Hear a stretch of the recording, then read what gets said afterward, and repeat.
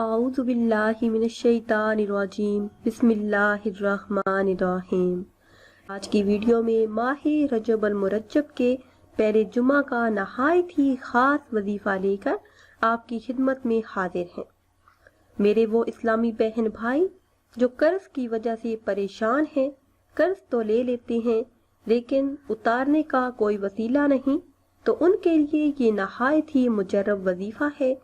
अगर माह रजब अल मुरज्जब के पहले जुमा को आप ये वजीफ़ा कर देते हैं तो इंशाअल्लाह अज़्ज़ा वजल 1 रुपये का कर्ज भी बाकी नहीं रहेगा। अगर पहाड़ जितना भी कर्ज होगा तो वो जल्दी ही उतर जाएगा। वजीफ़ा बताने से पहले आपसे एक छोटी सी गुजारिश है कि अगर अभी तक आपने हमारे चैनल को सब्सक्राइब नहीं किया तो चैनल को सब्सक्राइब कर लें और साथ लगे बेल आइकन के बटन को लाजमी प्रेस करें ताकि हर नई आने वाली वीडियो सबसे पहले आप देख सकें। प्यारी बहनों और भाइयों, जुम्मातुल मुबारक नहायत ही अजमत वाला दिन है, शान वाला दिन है और ये दिन मुसलमानों के लिए ईद का दिन है।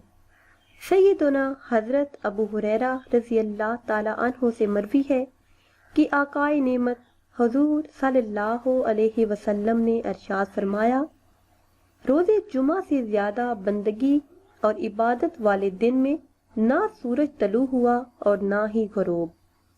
यानी रोज़े जुमा इबादत व बंदगी के लिए हर दिन से अफजल दिन है।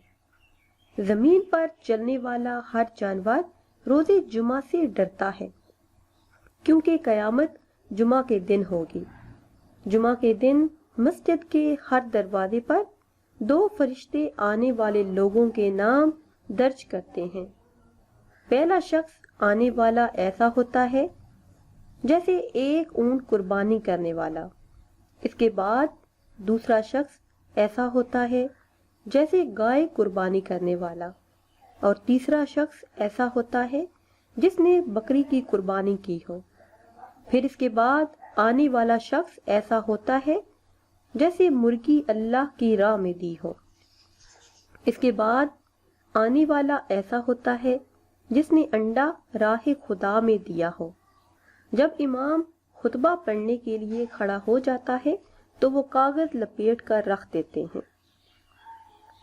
सैयदना हजरत अबू हुरैरा रज़ियल्लाहु ताला अन्हु से मरवी है कि हुजूर सल्लल्लाहु अलैहि वसल्लम ने इरशाद फरमाया, बेहतरीन दिन जिसमें आफताब तलू हुआ और ग़ुरूब हुआ वो जुमा का दिन है, क्योंकि इसी दिन हजरत आदम अलैहिस्सलाम पैदा हुए। ये इतना बाबरकत दिन है कि इसी दिन हजरत आदम अलैहिस्सलाम जन्नत में दाखिल हुए और इसी दिन जन्नत से ज़मीन पर उतारे गए और इसी बाबरकत दिन में क़यामत कायम होगी।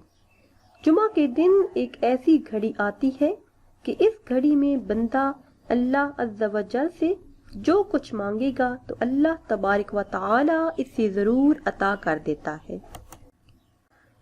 इबादत की अदायगी का बेहतरीन वक्त वो होता है जिसमें अल्लाह अज़्ज़ा वजल अपने बंदों के ज़्यादा करीब होता है और जिसमें बंदों की दुआएं कबूल होती हैं, क्योंकि इस वक्त की इबादत बहुत जल्द कबूल होती है और दिल की गहराइयों में असर करती है और बहुत सी इबादत के बराबर नफ़ा हासिल होता है।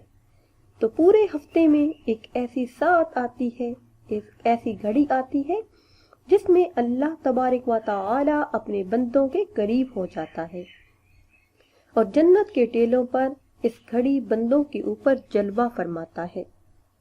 और इस वक्त करीब तरीन गुमान जुम्मा के दिन में है, क्योंकि इस दिन बहुत बड़े बड़े वाक़यात रोनमा हुए। तमाम दिनों में जुम्मा का दिन रोशन होगा। इसकी शान अज़मत आपको बताते हैं कि हुजूर सल्लल्लाहु अलैहि वसल्लम ने इरशाद फरमाया कि अल्लाह अज़्ज़ा वजल रोज़े क़यामत तमाम दिनों को इनकी हालत पर मबऊस फरमाएगा, लेकिन जुमा के दिन को रोशन और नुमाया उठाएगा। अहले जुमा यानी जुमा के नमाजी इसके इर्द गिर्द शान व शौकत के साथ इस तरह जा रहे होंगे जैसे दुल्हन को झुरमुट में शौहर के पास ले जाते हैं। جمعہ ایسا روشن ہوگا کہ لوگ اس کی روشنی میں چلیں گے، ارد گرد چلنے والوں کے رنگ برف کی طرح سفید ہوں گے اور ان سے خوشبو آتی ہوگی۔ وہ کافور کے پہاڑوں کے اندر اندر چلیں گے، دوسرے لوگ تعجب سے ان کی طرف دیکھتے ہوں گے یہاں تک کہ اسی حالت میں جنت میں پہنچ جائیں گے۔ سبحان اللہ۔ جمعہ کا دن اتنا فضیلت والا دن ہے، اتنا برکت والا دن ہے۔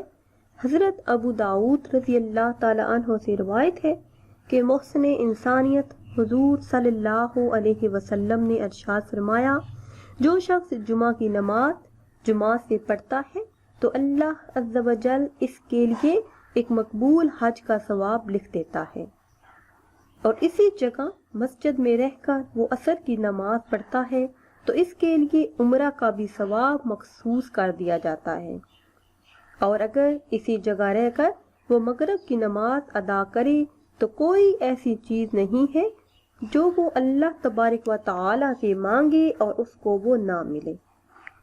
جمعہ کے دن پرندے اور کیڑے مکوڑے آپس میں ملتے ہیں اور کہتے ہیں کہ تمہارے لیے سلامتی ہو، آج کا دن کتنا اچھا ہے۔ سیدنا حضرت ابن عمر رضی اللہ تعالی عنہ سے روایت ہے کہ حضور صلی اللہ تعالی علیہ وسلم نے ارشاد فرمایا کہ جو شخص جمعہ کو غسل کرتا ہے تو اللہ عز و جل اس کو گناہوں سے پاک و صاف کر دیتا ہے۔